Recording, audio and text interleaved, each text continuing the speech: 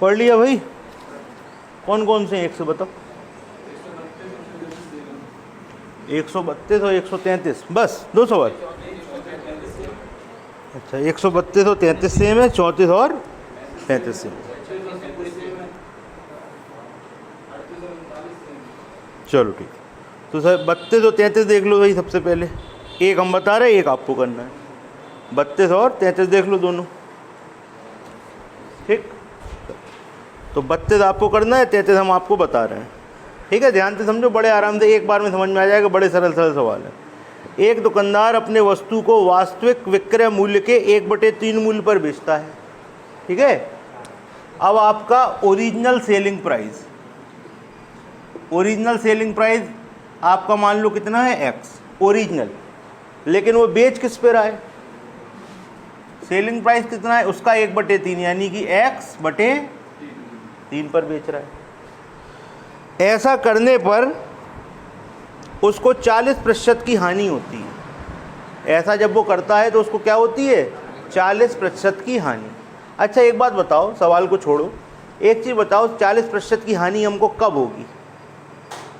सोचो, अगर हम किसी चीज़ को 40% की हानि पर बेच रहे हैं तो उसका मूल्य कितना होगा?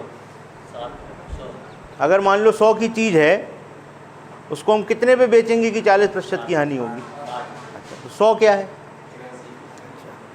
तो अब हम तुमसे क्वेश्चन पूछ रहे हैं, उसका आंसर दो। किसी चीज़ को हम 40% की हानि पर बेच रहे हैं, इसका मतलब क्या है? पूरी बात बताओ, पूरी बात बताओ, पूरी बात। सही जा रहे हो, बिल्कुल सही जा रहे हो, बिल्कुल सही जा रहे हो।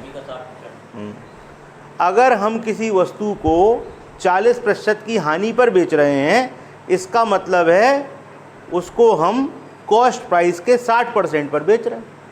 बताओ नहीं, अगर हम किसी चीज़ को कॉस्ट प्राइस के 60% पे बेचेंगे, इसका मतलब है हमें 40% की हानि होगी, ठीक। तो ये जो आप बेच रहे हो, इस पर बेचने पर, इसमें बेचने पर 40% की हानि हो रही है। इसका मतलब है ये जो प्राइस है ये कॉस्ट प्राइस के कितने % के बराबर है? अब बिल्कुल हम सीधी बात आपसे कर रहे हैं, अगर आप किसी रेट पर वस्तु को बेच रहे हो और आपको पता है कि 40% की हानि हो रही है, तो वो रेट कॉस्ट प्राइस का कितने % होगा? क्लियर है? इसमें कोई प्रॉब्लम? इसका मतलब है कॉस्ट प्राइस का 60% बराबर x/3। बताइए कोई दिक्कत? इतनी बात समझ में आई आपके? चलिए, तो यहाँ पर हो गया कितना? 3 और यहाँ हो गया 5। तो CP बराबर क्या हो गया? 5x/9। ओके। कह रहे हैं यदि हम ऐसा नहीं करते तो आरंभिक लाभ या हानि क्या होती? इसका मतलब है आपने इस पे बेचा है ना, इस पे ना बेच के इसी पे बेचो, ठीक। तो हमारा कॉस्ट प्राइस कितना है? 5x/9, और बेचना कितने पे होता? x पे। तो क्या होता? इसका मतलब होता हम 5x पे खरीदते और 9x पे बेचते। कितने का फ़ायदा होता? 4x का फ़ायदा होता। तो हम क्या लिखते भाई? 4x/5x इंटू x से x कट जाता, 5 से 20, यानी कि 80% का फ़ायदा हमको होता। बात आई समझ में? लिख लो फिर एक बार और समझा दे रहे।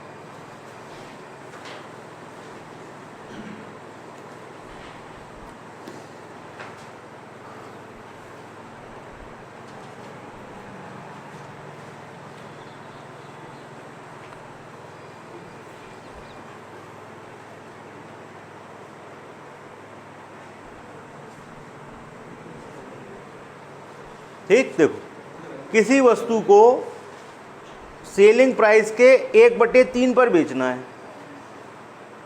किसी वस्तु को सेलिंग प्राइस के 1/3 पर बेचना है, तो सेलिंग प्राइस अगर अपना x है तो हमको x/3 पर बेचना है, और ऐसा बेचने पे हमको 40% की हानि हो रही। इस पे बेचने पर 40% की हानि हो रही, मतलब ये वाला रेट कॉस्ट प्राइस के कितने % के बराबर होगा? 60% के बराबर। बस इसी से सवाल सॉल्व होना है। कॉस्ट प्राइस का 60% बराबर x/3, तो ये कॉस्ट प्राइस हो गया। कहने लगे अब इस पे मत बेचो, इसी पे बेचो। तो भैया कॉस्ट प्राइस इतना था, सेलिंग प्राइस इतना था, 5x और 9x। कितने का फ़ायदा? 4x का। किस पे? 5x पे। परसेंटेज क्या हो गया? 80। क्लियर है? अभी 132 करके बताओ।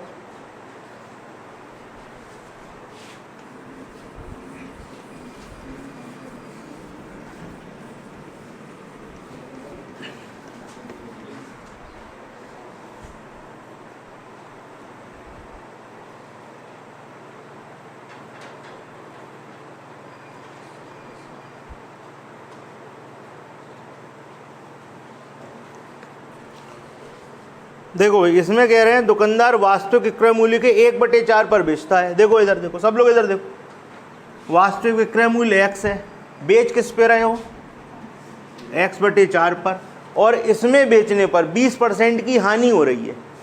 इसका मतलब है ये जो प्राइस है, कॉस्ट प्राइस का कितने परसेंट होगा, 80 होगा ना। तो क्या लिखेंगे, CP × 80/100 बराबर x/4।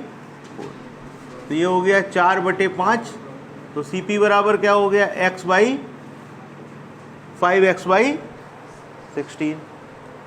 ठीक, CP बराबर क्या हो गया, 5x/16। तो बस अब कहने लगे इस पे ना बेच के इसी पे बेचो। तो 5x/16 में खरीदा और x में बेचा, तो क्या हो गया, 5x और 16x, कितने का फायदा है। तो बस हो गया सवाल, 11x/5x गुणे 100, 220% का फायदा। क्लियर। सवाल नंबर 34 और 35 पढ़ लीजिए। 34 और 35 पढ़ लीजिए, हटा रहे इसको। सवाल ऐसे ही है, बस थोड़ा सा उसको बदल दिया गया, दूसरे तरीके से बोला गया आपसे। ठीक है भाई, चलो सत्येंद्र 34वां सवाल पढ़ दो जरा। एक दुकानदार एक वस्तु को उस वस्तु के वास्तविक मूल्य से 40% कम मूल्य पर बेचता है, तो उसे 30% की हानि होती है। तो उसका आरंभिक लाभ और हानि प्रतिशत निकालें। ठीक, दूसरा 35 पढ़ दो।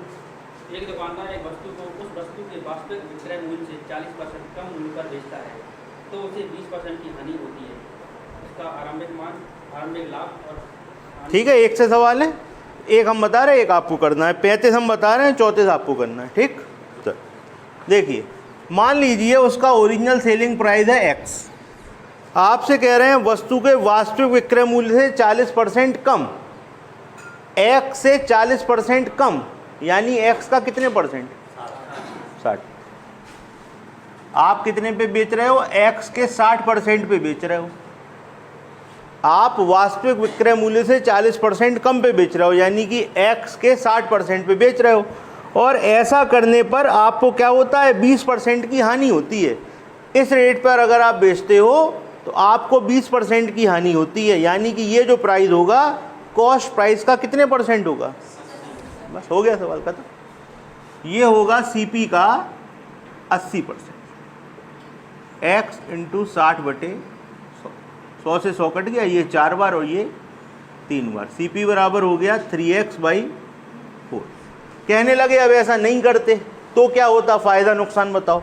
तो भैया कॉस्ट प्राइस क्या है, 3x/4, और बेच कितने में रहे, x में, तो ये क्रॉस मल्टीप्लाई हो जाएगा, 3x और 4x, कितने का फ़ायदा, x का। तो x/3x गुणे 100, तो क्या आ जाएगा भैया, 33 सही, 1/3% का लाभ। ओके, नोट कर लो। 34वां करके बताओ तेजी में। ये भैया अपना पैर अंदर कर लो तुम, जो इसमें छुल गया दिक्कत हो जाएगी, अंदर करके बैठो।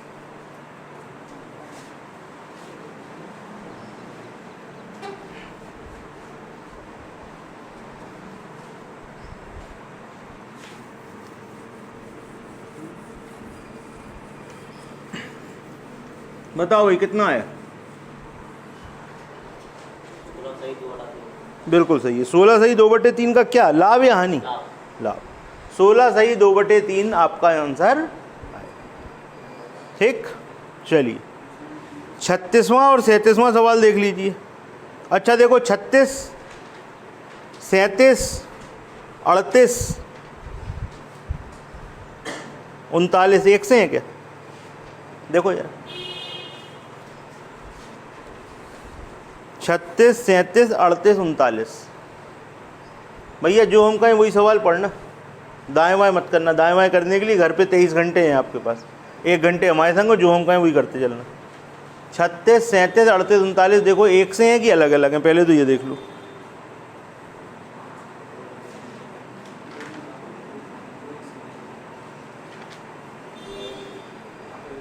है जी, सारे एक से हैं। देखो बताते हैं आपको। सवाल पढ़ लीजिए, 36वां सवाल देखिए। इसको दो तरीके से आपको बताएंगे, जो तरीका आपको अच्छा लगे उससे आप आगे के सवाल करिएगा। हम दो बता दे रहे हैं आपको। 66 वस्तुओं को बेचने पर एक दुकानदार को 22 वस्तुओं के विक्रय मूल्य के बराबर लाभ होता है।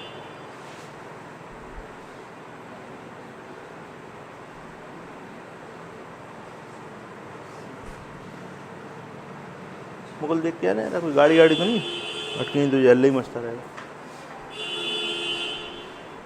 तुम लोग आए बाद में, गाड़ी तो नहीं बीच में खड़ी करके। देखो भाई, 66 वस्तुओं को बेचने पर एक दुकानदार को 22 वस्तुओं को विक्रय मूल्य के बराबर लाभ होता है। तो 66 वस्तुएं जब आप बेचोगे तो कैसे बेचोगे? अगर आपको 66 वस्तुएं बेचनी है तो उसकी प्रोसेस क्या होगी ये बताओ बस। पेन रख दो एक तरफ, आज पेन वाले सवाल ही नहीं है, सब देख देख के करने हैं, बस हवा में होंगे सवाल। बताओ, हमने आपको कहा कि आपको 66 वस्तुएं खरीदनी है। सोनम बताओ, 66 वस्तुएं बेचनी है तुमको, तो कैसे बेचोगी? और फिर उन पे लाभ भी लेना है। दो चीज़ें, 66 वस्तुएं बेचनी है और उन पे लाभ लेना है। कैसे होगा बताओ? बताओ प्रोसेस क्या होगी, सोचो। 66 वस्तुएं बेचने का हमने तुम्हें काम दिया और उस पर तुम्हें लाभ लेना है, तो क्या करोगी तुम? जो जो कुछ करोगी वो बताओ, स्टेप बताओ अपने क्या होंगे। बाकी सब लोग सोच लें, किसी से भी पूछ सकते हैं। आप अपने मन में सोच लें क्या प्रोसेस होगी। हमने आपको एक काम दिया कि 66 वस्तुएं हैं, इनको आपको बेचना है और लाभ लेना है, ये काम है। 22 का हुआ, 23 का हुआ, वो बाद में सोचेंगे क्या हुआ। ठीक है, बताओ बताओ भाई क्या करोगी?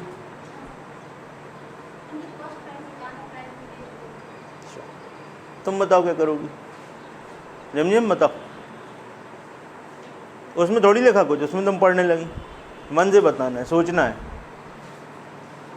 आपका दिमाग चलेगा तब पता लगेगा क्या हुआ। तो लोडिंग भी रहती सामने। हाँ, किसकी?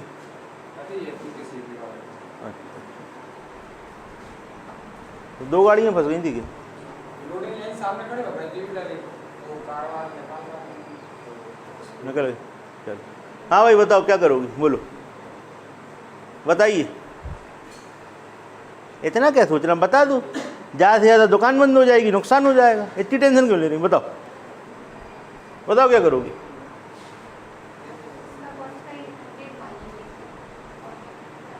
विदेश की दुकान है भैया, कॉस्ट प्राइस 100 मानेंगे, ऐसा करेंगे। बताओ अमीशा क्या करोगी?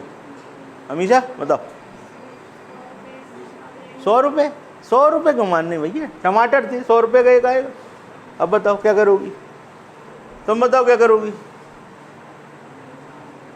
बताओ। हाँ क्या क्या करोगे? दुकान पे ले जाके बेच दोगे? बताओ जी, दुकान पे ले जाके बेचेंगे। दुकान पे आदमी बेचता कि दुकान पे ले जाके बेचता? अरे यार बताओ। देखो हम जो बोल रहे हैं ना उसी से सवाल सॉल्व होना है, तभी हम इतना जोर दे रहे हैं। जो हम बोल रहे हैं उसी से सवाल सॉल्व होना। उसके बाद एक तरीका बताएंगे, उसमें कुछ नहीं सोचना पड़ेगा, सीधे होगा। बताओ भाई सत्यन क्या करेंगे? पूरी प्रोसेस बताओ यार, शुरू से। ज़्यादा में बेच देंगे, इससे क्या होता है? एक लाइन में बता दी तुम लोग। बताओ मत क्या करेंगे? शाबाश, बहुत बढ़िया यार। पहले खरीदोगे तब तो बेचोगे। पहले तो खरीदोगे फिर बेचोगे, उसके बाद लाभ होगा ना। तुमने खरीदी है नहीं, डायरेक्ट जाके बेच देंगे। पहले खरीदेंगे उसके बाद बेचेंगे। ठीक, अच्छा लाभ हो रहा है।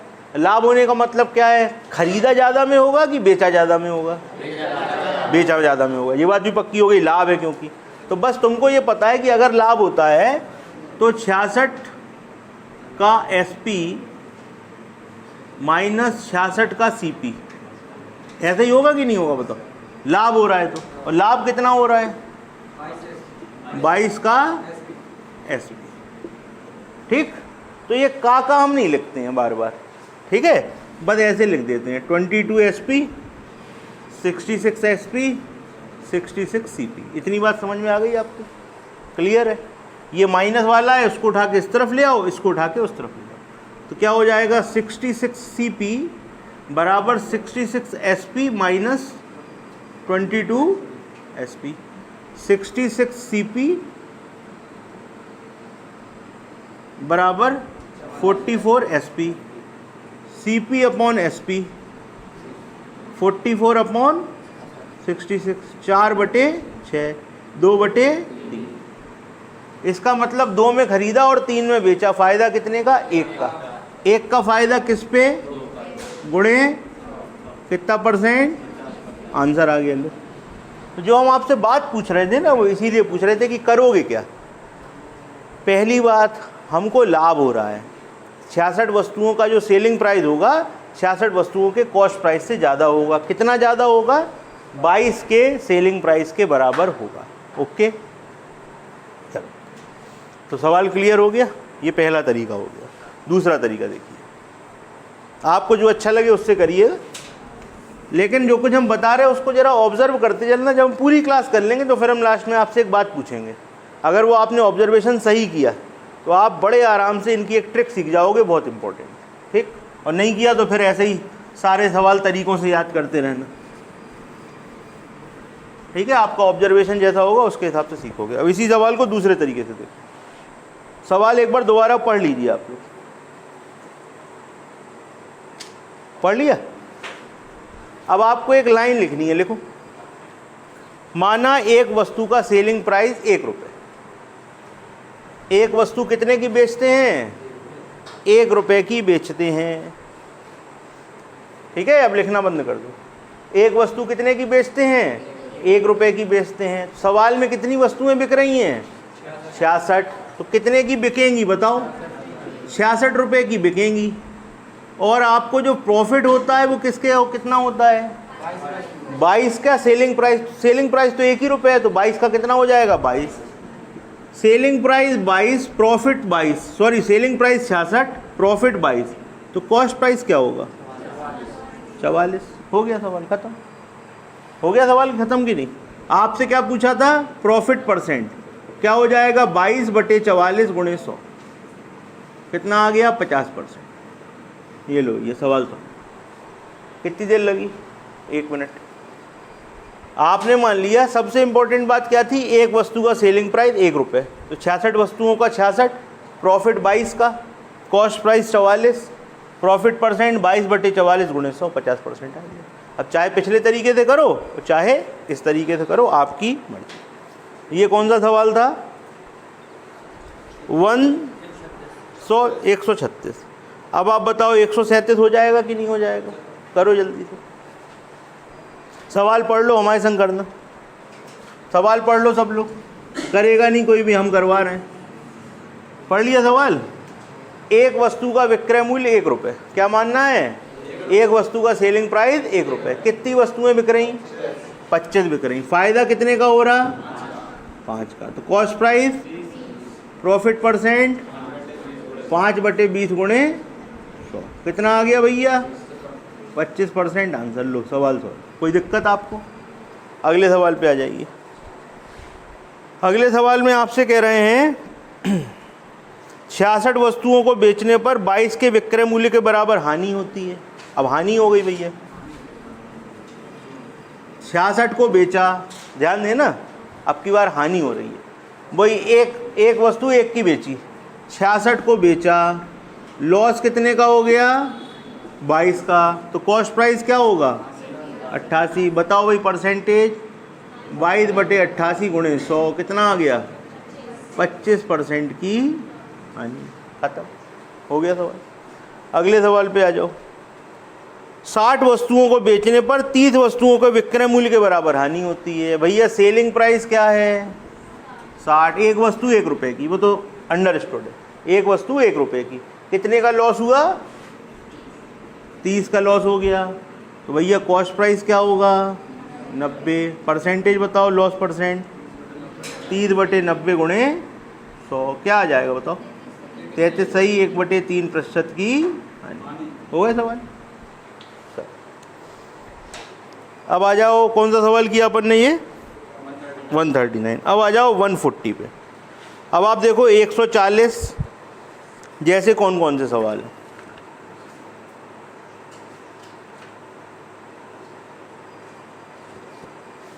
देख लो जरा कौन कौन से, पढ़ लो एक बार।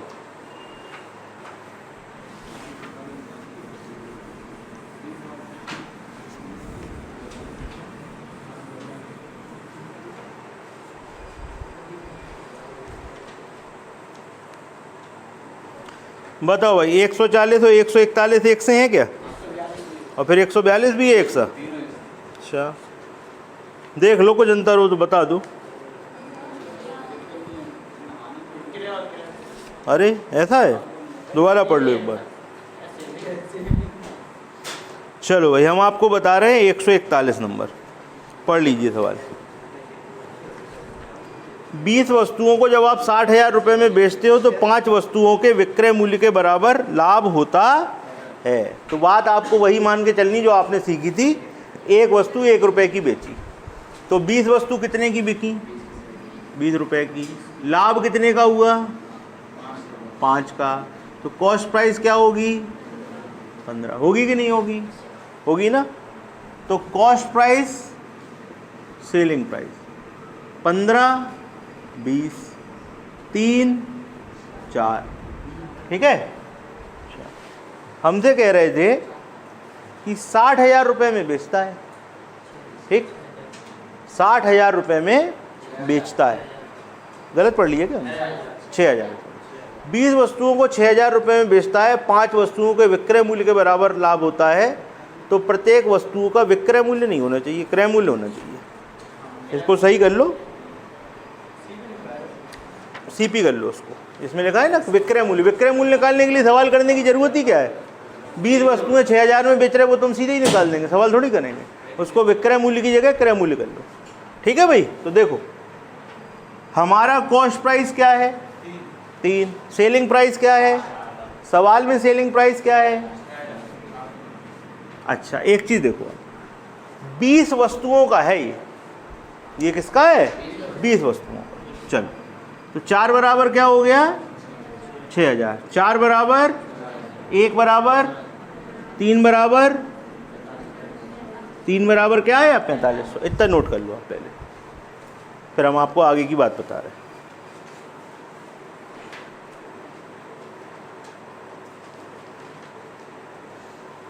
अब ये आप बताओ, ये जो 4500 आया ये कितनी वस्तुओं का क्रय मूल्य है? 3 वस्तुओं का है, 15 वस्तुओं का है। सवाल 20 वस्तुओं का है, ये सारी चीज़ें 20 वस्तुओं के लिए चल रही हैं। ठीक, तो 20 वस्तु आई कितने की? 4500 की। तो एक कितने की आएगी? 4500 बटे 20 यानी कि 225 की। ठीक है। या तो ये आप काम पहले कर लो। कैसे होगा पहले? अगर आप ऐसे सवाल करते हो तो बाद में भाग देना पड़ेगा, नहीं तो क्या करो, ये जो आपका सीपी और एसपी आए 3 और 4, ठीक, तो आप देखो कि आपका 20 वस्तुओं का सेलिंग प्राइस कितना था? 6,000 था ना। 20 का सेलिंग प्राइस 6,000, तो एक का कितना हुआ? 300 हुआ कि नहीं हुआ? एक वस्तु का सेलिंग प्राइस 300, तो 4 का मतलब 300, एक का मतलब 75, एक का मतलब 4 का मतलब 300, तो एक का मतलब 75, 3 का मतलब 225। तो या तो आप ऐसे सवाल कर लो, ये वाला हिस्सा, आप एक वस्तु का सेलिंग प्राइस निकाल लो तो आपको एक का कॉस्ट प्राइस मिल जाएगा। नहीं तो आप क्या करो, अगर आप 20 वस्तुओं का सेलिंग प्राइस निकालते हो तो 20 वस्तुओं का कॉस्ट प्राइस आपको मिलेगा, फिर आपको बाद में भाग देना पड़ेगा। ये चीज़ आपको याद रखनी पड़ेगी, नहीं तो सवाल गलत हो जाएगा। या तो आप 20 वस्तुओं के सेलिंग प्राइस से एक का सेलिंग प्राइस निकाल लो और फिर अनुपात से सवाल सॉल्व कर लो। नहीं तो क्या करो, पहले आपने ये सवाल किसके लिए था? 20 वस्तुओं के लिए। तो ये सेलिंग प्राइस है, जो कॉस्ट प्राइस है वो किसका निकलेगा? 20 का निकलेगा। आपसे पूछा किसका है? एक का, आपको भाग देना पड़ेगा। जैसा आपको अच्छा लगे वैसा कर सकते। ठीक, ये वाला सवाल करके बताओ जरा। ये हमने कौन सा कर दिया? 141 कर दिया। 142 करके दिखा दो। चलो बताओ जल्दी से आंसर।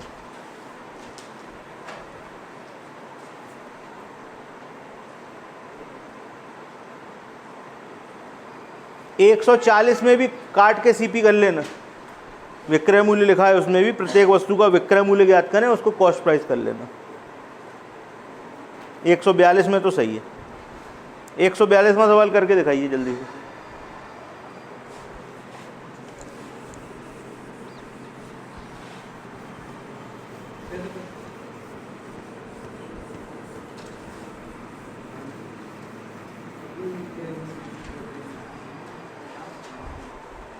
छः 625 आएगा भाई आंसर।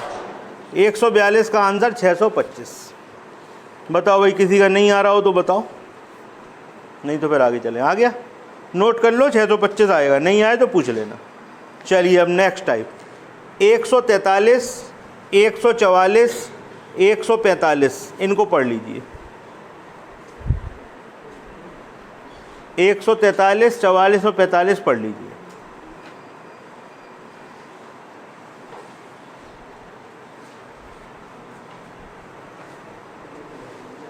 पढ़ लिया? 43, 44 और 45 पढ़ लीजिए। तीनों सवाल एक से हैं कि नहीं है? है ना एक से? तो सवाल नंबर 143 हम आपको बता रहे हैं, 66 वस्तुओं को बेचने पर दुकानदार को 22 वस्तुओं के क्रय मूल्य के बराबर लाभ होता है। देखो भैया, लिखिए एक लाइन, एक वस्तु का क्रय मूल्य 1 रुपये, एक वस्तु का क्रय मूल्य 1 रुपये। तो सवाल में कितनी वस्तुओं की ट्रेडिंग हो रही है? 66 वस्तुओं की। कितने की हो रही? 66 वस्तुओं की। तो 66 वस्तुएं आपने कितने में खरीदी होंगी? एक वस्तु 1 रुपये की खरीदी है, याद रखना जो हम बोल रहे हैं। एक वस्तु 1 रुपये की खरीदी है, तो 66 वस्तु, लाभ कितना है? तो P बराबर क्या हो गया? 22। Profit percent 22/66 × 100। सवाल सॉल्व। 33 सही, 1/3%। ठीक। अगला सवाल देखो, अगला सवाल लिखेंगे नहीं, ऐसे ही करेंगे हवा में। 48 वस्तुओं को बेचने पर 12 वस्तुओं के क्रय मूल्य के बराबर लाभ होता है। एक वस्तु 1 रुपये की है खरीदने पर, एक वस्तु 1 रुपये की खरीदी, तो 48 कितने की खरीदी? लाभ कितना हुआ? 12/48 × 100, 25% आंसर। खत्म हो गया सवाल। अगले सवाल पे आ जाओ। 96 वस्तुओं को बेचने पर एक दुकानदार को 16 वस्तुओं के क्रय मूल्य के बराबर हानि होती है। ठीक, एक वस्तु 1 रुपये की खरीदी, तो 96 कितने की खरीदी? हानि कितनी हुई? 16 है 12 है? 16 की। हानि 16 की, तो हानि प्रतिशत 16/96 × 100। 16/96 × 100 कितना आ गया? क्लियर? खत्म हो गया सवाल। 146वां सवाल पढ़ लीजिए, 47वां पढ़ लीजिए। 47वें सवाल में थोड़ा सा सही कर लो, 46वां तो सही है। 47वें सवाल में लिखा हुआ है, एक दुकानदार 25 वस्तुओं को 12,000 रुपये में बेचता है, तो उसे 5 वस्तुओं के क्रय मूल्य के बराबर हानि होती है। लाभ लिखा है ना, हानि कर लो उसे 47 में।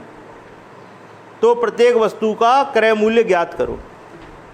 ठीक है, ये है सवाल। ओके, 46 वाला सवाल लाभ का है और 47 वाला सवाल हानि का है। ठीक है, आप दोनों पढ़ लो, फिर हम बताते हैं। 46 और 47 पढ़ लीजिए, फिर हम आपको बताते हैं। ठीक, पढ़ लिया? चलो 46वां सवाल देखिए, लिखिए एक लाइन, एक वस्तु का क्रय मूल्य 1 रुपये। एक वस्तु का क्रय मूल्य 1 रुपये, लिख लो। उसके बाद देखो सवाल, एक वस्तु 1 रुपये की खरीदी, ठीक, तो 40 कितने की आएंगी बताओ? 40 की आएंगी ना। अच्छा, 10 वस्तुओं के क्रय मूल्य के बराबर लाभ हुआ। लाभ कितना हुआ? 10। ठीक, तो बेची कितने में होंगी? 50 में। 40 में खरीदी, 10 का लाभ हुआ, 50 में बेचेंगे। ओके। अच्छा, हमसे कह रहे हैं 40 वस्तुओं को 4,000 में खरीदता है। अब ध्यान देना जरा, खरीदी 40 में, और बेची 50 में, तो 4:5। ठीक। और सवाल में लिखा हुआ है 40 वस्तुओं को 4,000 रुपये में बेचता है। 40 वस्तुओं को 4,000 रुपये में बेचता है। हम कितने में बेच रहे, वो कितने में बेच रहा? तो 5 का मतलब 4,000, 1 का मतलब 800, तो 4 का मतलब। अच्छा, तो ये जो 3200 रुपये आए, ये क्या आया? ये क्रय मूल्य आया।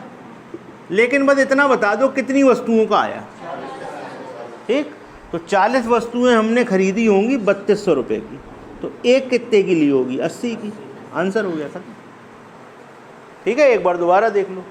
एक वस्तु 1 रुपये की खरीदी, सुन लो ध्यान से। एक वस्तु कितने की खरीदी? 1 की। तो 40 कितने की खरीदी? 40 की। लाभ कितने का हुआ? 10 का। बेची कितने में होंगी? 50 में। 40 में खरीदी, 50 में बेची। 4 और 5, वहाँ कितने में बेची? 4,000 में। 5 का मतलब 4,000, 4 का मतलब 3200। तो ये 3200 आया। ये एक वस्तु का क्रय मूल्य है कि और कुछ है? तो 40 खरीदी 3200 की, तो एक खरीदी।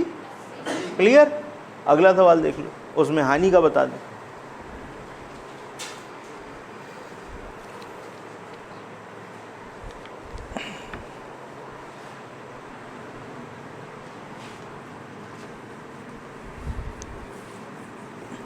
अगले सवाल में आपसे कह रहे हैं कि 25 वस्तुओं को 12,000 रुपये में बेचने पर 5 के क्रय मूल्य के बराबर हानि होती है। एक वस्तु 1 रुपये की।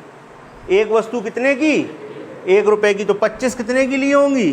25 की। लॉस कितने का हुआ? 5 का। तो खरीद, अब देखो भैया, 25 वस्तु 25 की खरीदी, लॉस 5 का हुआ, तो बेची कितने की होंगी? 20 की बेची होंगी, तभी तो लॉस होगा। ठीक। तो 25 की खरीदी और 20 की बेची, यानी कि 5:4। काट दो भैया। यहाँ कितने की बेची? 4 की। और सवाल में कितने की बेची? 4 का मतलब 12,000, तो 1 का मतलब 5 का मतलब, तो ये जो 15,000 निकला, ये कितनी वस्तुओं का मूल्य निकला? तो 25 वस्तुएं कितने की? 15,000 की। जल्दी से बता दो, एक कितने की? 600 की। आंसर हो गया। नोट कर लो, हो गया। तो लाभ वाला भी देख लिया और हानि वाला भी देख लिया। अब आप हमें ये बताओ कि आपने इतने सारे सवाल किए, कहीं पर हमने लिखाया है कि एक वस्तु का क्रय मूल्य 1 रुपये और कहीं लिखाया है एक वस्तुओं का विक्रय मूल्य 1 रुपये। ऐसा क्यों? हमने कहा था ध्यान देना सवालों पे, हम लिखवाएंगे और पूछेंगे पलट के। ऐसा हमने क्यों किया है? कहीं पे हमने 1 रुपये में खरीदी है, कहीं हमने 1 रुपये में बेची है। ऐसा हमने क्यों किया है? इसका कारण क्या है? बताइए, ढूंढ के बताइए। पूरी बात बताओ, आधी अधूरी नहीं, पूरी बात बताओ। पढ़ लो, 2 मिनट का टाइम दे रहा, पढ़ लो, फिर आगे के सवाल कराएंगे। वो बड़े हैं सवाल, फिर वो कराते हैं। सवाल अच्छी तरह पढ़ लो, अपना पूरा आंसर लॉजिक के साथ देना और ये बताना किस सवाल में हमने सेलिंग प्राइस को 1 माना है, किस सवाल में कॉस्ट प्राइस को 1 माना है। पहले तो आप ये क्लासीफाइड कर लो, उसके बाद हमको आंसर देना। अगर आप समझ गए तो आप बहुत बड़ी चीज़ समझ जाओगे कि सवाल किया कैसे जाता है, नहीं तो फिर रट के करना पड़ेगा। 60 सेकंड बचे हुए हैं, जल्दी देखिए। अभी रुक जाओ, समय खत्म हो तब बताएं। सबको देख लेंगे, हम पूछेंगे, सबसे पूछेंगे, आपसे भी पूछेंगे। आप बताना, आपका जब नंबर आए तब बताना। चलो भाई, टाइम खत्म। अमीशा बताओ। जैसा सवाल में दिया जाएगा मतलब?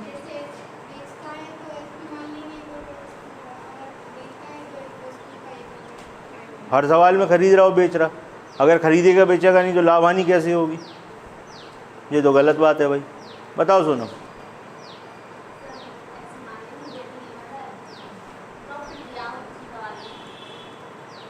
तो प्रॉफिट दिया हो तो क्या मानेंगे? बता दो। चलो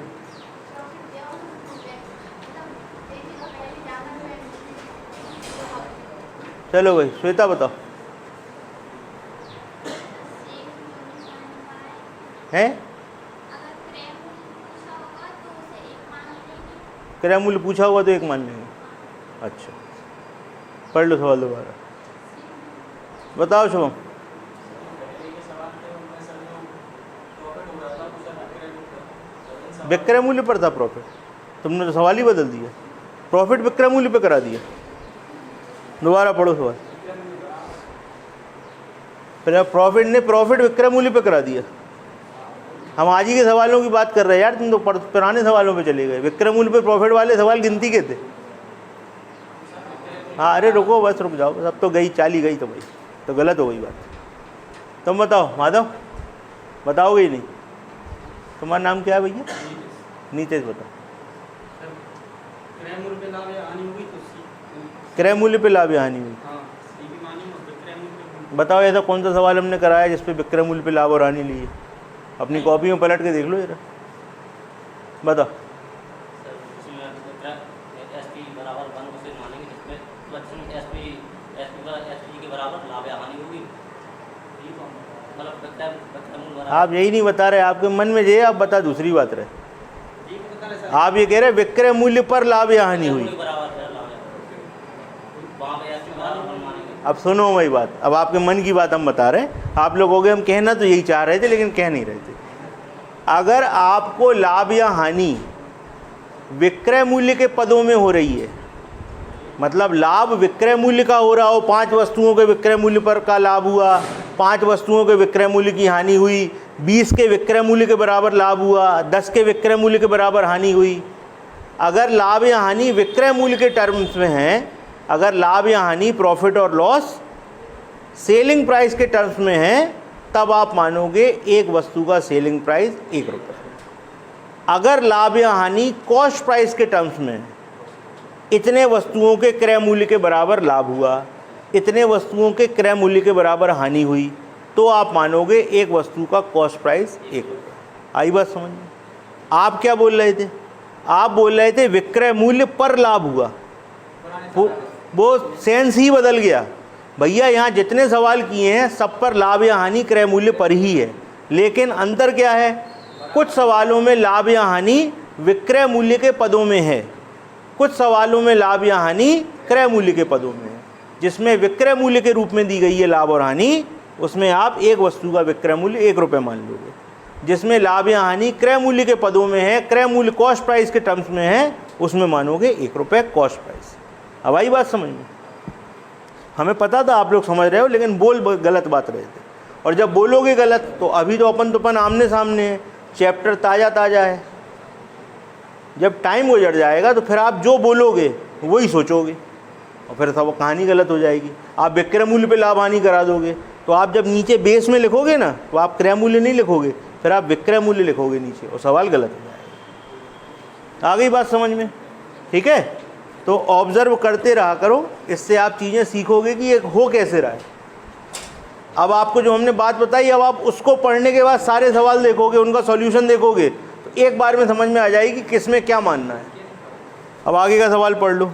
148, 149, 150 तीनों सवाल पढ़ लीजिए। एक हम कराएंगे, 2 आप लोगों से करवाएंगे।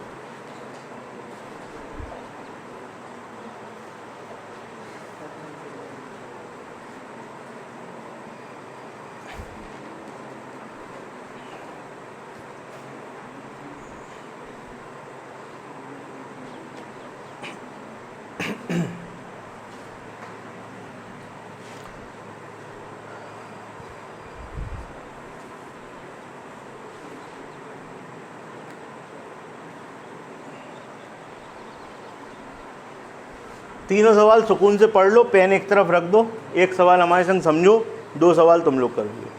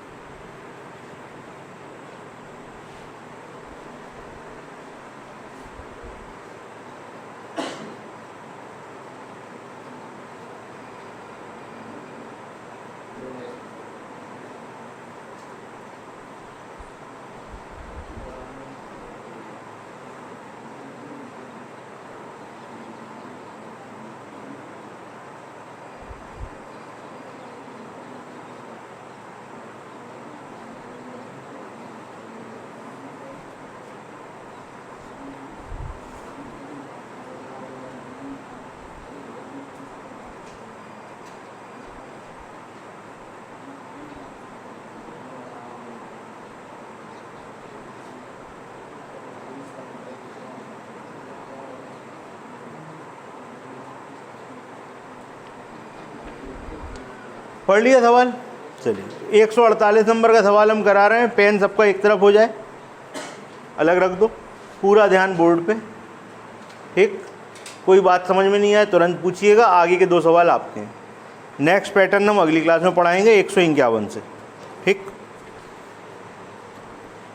40 कलमों को बेचने पर एक दुकानदार को 10 पेंसिल के विक्रय मूल्य के बराबर लाभ होता है। 40 पेन बेचोगे तो 10 पेंसिल के सेलिंग प्राइस के बराबर लाभ होगा। 50 पेंसिल बेचोगे तो 15 पेनों के सेलिंग प्राइस के बराबर लाभ होगा। एक कलम का क्रय मूल्य एक पेंसिल के क्रय मूल्य का 3/2 गुना है। दोनों स्थिति में लाभ प्रतिशत आपस में बराबर हैं, तो कलम और पेंसिल के विक्रय मूल्य का अनुपात ज्ञात कीजिए। ठीक है, सबसे पहले आपको दिया हुआ है, इस लाइन को अंडरलाइन कर सकते हैं आप, प्रत्येक कलम का क्रय मूल्य प्रत्येक पेंसिल के क्रय मूल्य का 3/2 गुना है। जो कॉस्ट प्राइस है पेन का, CP of pen is equal to 3/2 CP of pencil. ये लाइन लिखी हुई है कि नहीं लिखी हुई? क्लियर है? उसको इधर ले आओ। CP of pen, CP of pencil बराबर क्या आ गया? 3/2। अगर पेन 3 रुपए का है तो पेंसिल 2 रुपए की। बात क्लियर है? अब आपने कितने पेन खरीदे हैं भैया? 40 पेन खरीदे हैं। कितने खरीदे हैं? 40 पेन का CP क्या हो जाएगा बताइए? 40 और पेन कितने का है? 3 रुपए का। कितने का हो जाएगा? 120 का। और पेंसिल कितनी थी? 50 पेंसिलों का आप ट्रेडिंग कर रहे हो, तो 50 पेंसिल का CP कितना हो जाएगा? 50 × 2 यानी कि 100। ये बात आपकी समझ में आई कि नहीं आई ये बताओ? पहला पार्ट ये समझ में आया कि नहीं ये बताओ? यहाँ से पता लगा पेन 3 रुपए का, पेंसिल 2 रुपए की, तो 40 पेन 120 के, 40 पेंसिल 100 रुपये। 2 पार्ट हो गए। तीसरा पार्ट आपसे कह रहे हैं, एक चीज़ आप मान लोगे, selling price of pen and pencil. पहला पार्ट, दूसरा पार्ट।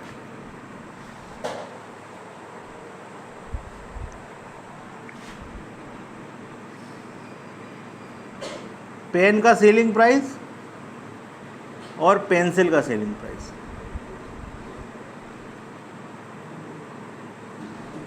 इसको आप मान लो A और B। क्या मान लो? A और B। ये बात समझ में आई? अब जो उसमें शर्त दी गई है वो सुनिए।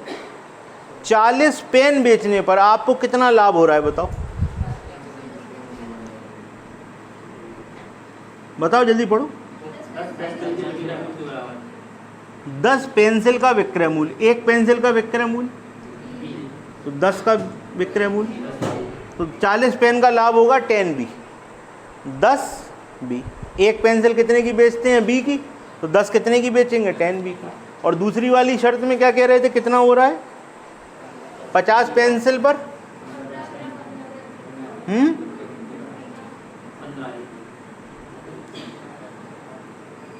15 पेनों के विक्रय मूल्य के बराबर, 15A। ठीक, पेंसिल का क्या मान लो? चाहो तो ऐसे लिख लो, और नहीं तो सीधा सीधा लिख लो कि पेन का हम मानेंगे A और पेंसिल का मानेंगे B। इतनी बात आपकी समझ में आ गई कि नहीं आ गई? 40 पेन बेचने पर लाभ कितने का होता है? 10B। कितने का होता है? 10B। 40 पेन का कॉस्ट प्राइस क्या है? तो अगर हम आपसे कहें 40 पेनों का लाभ प्रतिशत बताओ, तो क्या लिखोगे? अपॉन में, गुणे में, ये हो गया। अगर हम तुमसे पेंसिल वाली बात कहें तो क्या करोगे? 15A बटे में 100 गुणे में लिखोगे कि नहीं लिखोगे? और आपसे कह रहे हैं लाभ प्रतिशत बराबर, ये हो गया बराबर 100 से 100 उड़ा, 0 से 0 उड़ा, 5 से 2 बार, 5 से 3 बार, 2 से 6 बार, 2 से 3 बार, 2 से 5 बार। और कुछ है? तो आप देखोगे A अपॉन B, 5 ऊपर और 9 नीचे। ये आपका आंसर है, खत्म। A अनुपात B क्या आ गया? 5 अनुपात 9। ठीक, एक बार सवाल को दोबारा समझिए। एक ये हर सवाल में दिया होगा, तीनों सवालों में देख लो ये चीज़ दी गई है। एक बार आप देखते जाओ क्योंकि आगे के 2 आपको करने हैं। ये दिया हुआ है कि नहीं? सेकंड प्राइज, सेकंड सवाल में भी दिया हुआ, थर्ड में भी दिया हुआ। तो आप मान लोगे ऐसा निकाल लोगे, फिर उसका रेट और उसका रेट मान लोगे, फिर जितने चीज़ों को आप बेच या खरीद रहे होगे उनका कॉस्ट प्राइस निकाल लोगे। निकाल लिया, इसका भी निकाल लिया। उसके बाद लाभ जो सेलिंग प्राइस है उसको ए और बी मान लोगे, क्योंकि वही आपसे पूछेंगे। तो पेन का सेलिंग प्राइस ए मान लोगे और पेंसिल का बी मान लोगे। तो भैया 40 पेन पर लाभ कितना हो रहा? 10 पेंसिल के बराबर, यानी कि 10 बी। और इस पर कितना हो रहा? 15 ए के बराबर। अब आप निकालोगे लाभ प्रतिशत। लाभ प्रतिशत कैसे निकलता है? लाभ बटे क्रय मूल्य गुणे 100। लाभ बटे क्रय मूल्य गुणे 100। सॉल्व किया आंसर, नोट कर लो, हो गया सॉल्व। कोई दिक्कत हो बताओ? बड़ा है सवाल लेकिन सिंपल है, स्टेप बाय स्टेप समझ में आ गया आपको? नोट कर लो इसको, कोई प्रॉब्लम हो पूछो। आगे के 2 सवाल आपको करके लाने।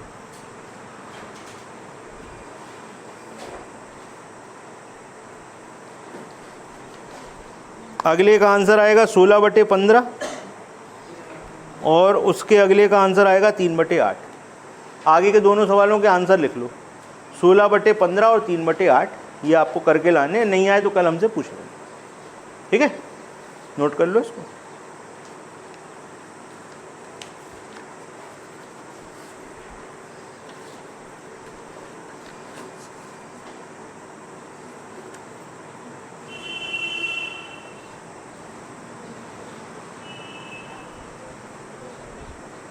कोई कन्फ्यूज़न तो नहीं है? हटा दें।